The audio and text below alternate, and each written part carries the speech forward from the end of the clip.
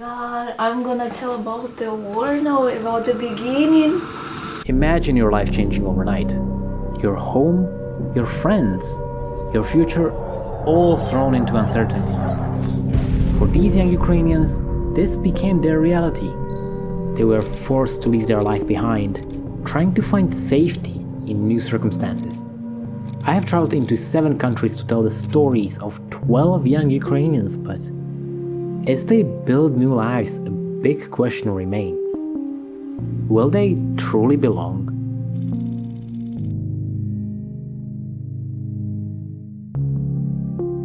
And on 23rd we've gone to the theater, we came back home. And we were watching anime and drinking until 3 a.m. or something like that. And my friend, my bestie, Lolita, she told one phrase. Girls, let's go sleep. What if war will start tomorrow and we are not and we didn't sleep enough? On 24th of February, she came to my room and she told, girls, wake up, we're bombed. You understood that all life that you had before, it's gone. You don't have this life anymore. If it started, that it shouldn't take me as well with it. Like, I don't want this life. You know, we live in such situation, such country where every day could be the last one. Well, it sounds so bad, so dramatically, like the movie, but it's reality, come on. When the war started, leaving was often the only choice. It meant saying goodbye to loved ones and stepping into the unknown. I escaped Kharkiv on the first day I left. I took a train to my city. I was going and then we stopped in Dnipro, it's city also in Ukraine. And they told us that we can go further to Kherson because the train station is blocked. There's 2 options. Either you stay in Dnipro and do whatever you want, we will not help you anyhow, or you return to Kharkiv. And obviously I chose to stay in Dnipro. Because I was trying to book, I was trying to call all the companies, nobody pick up. Mm-hmm. And all Bolt, everything. It was full. Yes, and pricey, of course, because nobody wanted to die at the first day. My best friend booked me a taxi, being in Kherson, for me in Kharkiv. Yeah. Since 21st of February that year, I wasn't at home anymore. Yes, I was with one small suitcase and I have it here. My parents, they came and they told we don't want you to and your brother to go, but you need to, because your grandparents will not leave this country without you. I had one thought in my brain. I hug them, I'm hugging them right now, and I will not see them for a while, and nobody knows for how long we will not see each other. It was literally like in the movie. Yeah, we started to pack in bags, and I did have only one bag. My brother also. I had 2 pairs of jeans and 3 sweaters. That's all. It was on the beginning it was hard, maybe because we was really young. I was 17, and maybe we weren't prepared to live together. Fun. It was an interesting actually experience for me to live I think as a mother, as a girlfriend, because I was living with my boyfriend, with my sister, and I was I was cooking, not housewife, but still, something like that. Starting over in a new country is not easy. There are language barriers, different customs to understand, but these young Ukrainians are trying to find their way, all in their very different stories. We're in Gdańsk, in Poland, in my dormitory room. I came here for Erasmus program. I remember, yes, this moment when we just came. It was the first meeting, and they were presenting and they told this phrase like, "Welcome to the University of Gdańsk. Now you're studying here." And I was like, wow, I got it. I did it. I needed so much to go somewhere and start something new, because I didn't have any chances to grow as a person, like in every field.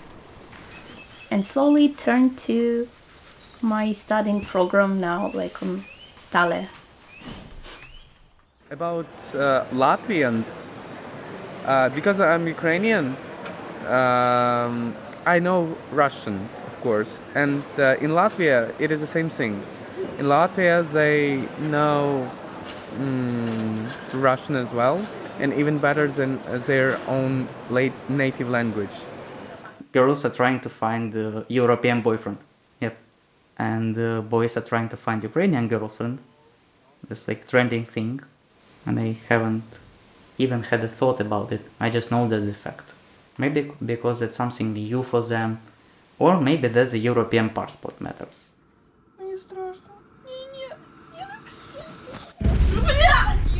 Nobody can understand me because I have a fiancé, future husband, who is a soldier, and nobody can understand me.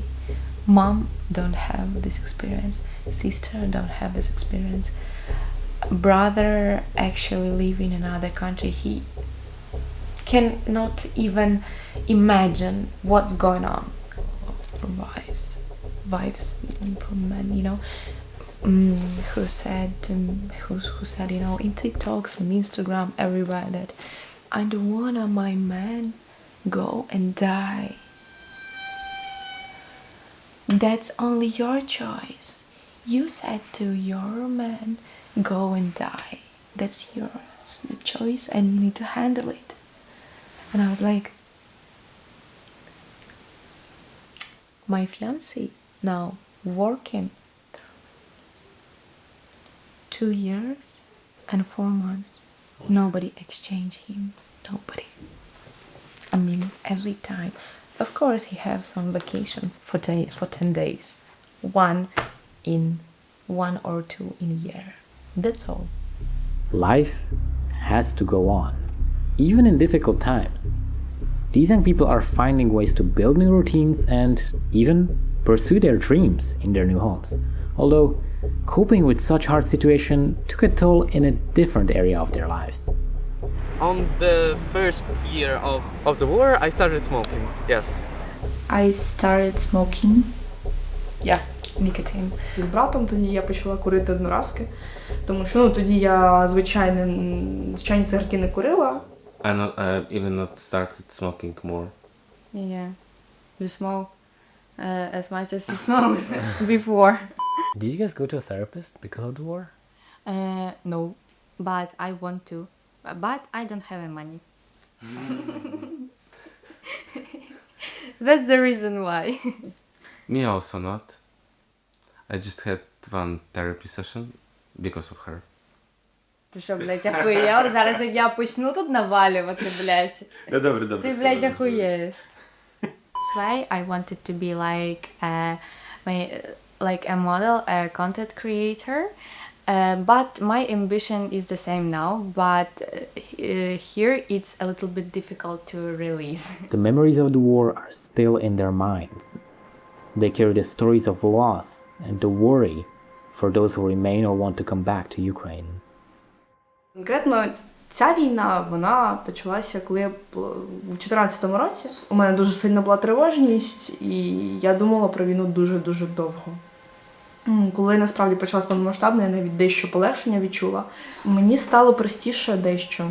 And yeah, during the first days, the most interesting part was that we started to prepare our basement of like a backup plan to hide from rockets. Can you show it to us? Yeah, of course, sure. Let's go.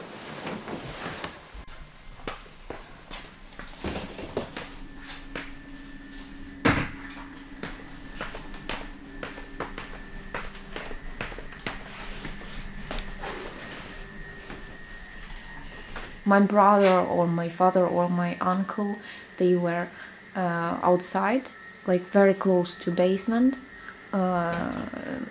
staying outside and just looking if there are any rockets. And I do remember that it was so hard to stay in here with all these people, because like, yeah, they are your relatives, but they are so different.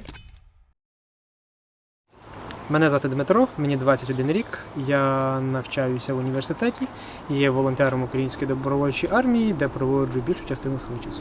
Це вона на стабілізаційному пункті, до неї підходить хлопець, який в лівій руці тримає свою праву руку. І вона і каже, типу, з цим можна щось зробити, максимально невимушено. І вона стоїть на нього дивиться. Я звісно, не протезіст, але мені здається, що навряд чи. Прийдеться залізяку чіпляти. І цей хлопець зараз залізною рукою воює досі. Росіяни не перебирають методами знищення. Без різниці, військових чи цивільних. Вплоть до того, що це можна розповідати. З підрозділу мого батька більше 10 чоловік лежать зараз в реанімації з газовим отруєнням.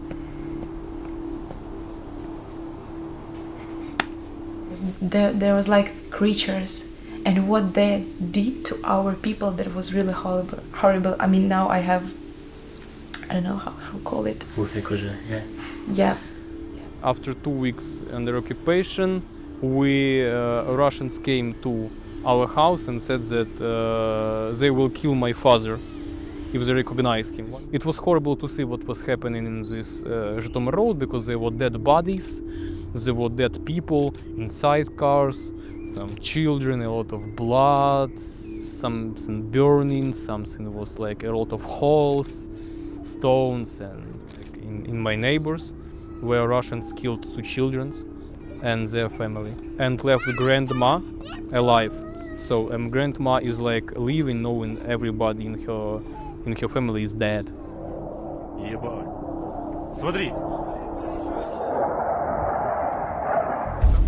After all young Ukrainians have been through, will they stay abroad, or will they one day return to Ukraine? The answers have a darker backstory. Do you want to stay here, or would you like to move back to Ukraine? Neither of the options. I wouldn't like to stay here in Latvia, and I wouldn't like to move back to Ukraine. I'd like to maybe travel around the world and find my own meaning of home. Maybe travel to some American countries, maybe Canada. Ukraine will always be my homeland, and I understand it, but I wouldn't feel comfortable being there anymore. So do you want to stay abroad, or do you want to come back to Ukraine? Do you see a future in Ukraine? Oh no, that's the hardest question actually. For me, especially now. Yes. Honestly, I feel like I wanna stay abroad. But do you feel guilty about wanting to stay abroad? Yes, I feel. Some people really need that help, and someone was like, oh, I can go in every country that I wanted. All of my life I wanted to go in America, and I will go there because I am a refugee. Now I want to come back to Ukraine in the future, but actually for some reasons, when the war will end, me and my fiancé, we must go abroad and not live in Ukraine. I mean, now we have a lot of problems, a lot of stupid things that happens because of the government who don't care about soldiers, who don't care about people. There will be a lot of sanctions, a lot of prisoners from the soldiers, because the government will need the people who they need to Take responsibility? Yes, for their bad choices. Of course I wanted to go home, but maybe as a guest, because I don't even have friends here, and just only visiting my grandparents. I don't have anything here that is connected to me anymore. At least for next 3 years, I will be here in Gdańsk. Did you think about studying abroad before the war started? Actually, yes, because of our relatives. I've been thinking about Poland. I've been thinking to study there, to get my master's degree there. Do you still want to stay here, or are you still thinking about maybe going abroad? Поки що точно тут. Згодом я поки що не знаю. До цього ж треба дожити. But did you think about studying abroad before the war started? No. I was thinking about studying master degree abroad, but not bachelor's. I want to move back to Ukraine in the future, but I think right now I have more opportunities abroad, so I can make myself here, and after that just move back. You want to stay here, or would you like to come back to Ukraine in the future? Okay, good question. At this moment, I can say that I want to move to the Bratislava, it is the capital city of Slovakia. So what would have to change if you had to move back to Ukraine? If I will be able to back to the Ukraine, I will want to see how people are react on the people who were in the Europe. Like, it is really so interesting. The answers show us the difficult choices young Ukrainians are facing. While some of them have their hearts in their homeland, some are just using the opportunity.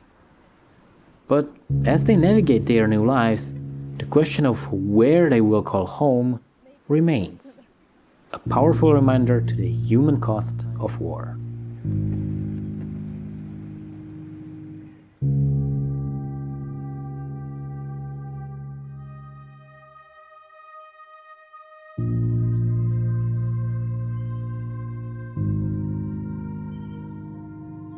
Just all of these, it just united us and we got closer. So I'm grateful for this, but at what price? Is there anything else you'd like to tell to the world? I wish your children will never fear the sound of thunder.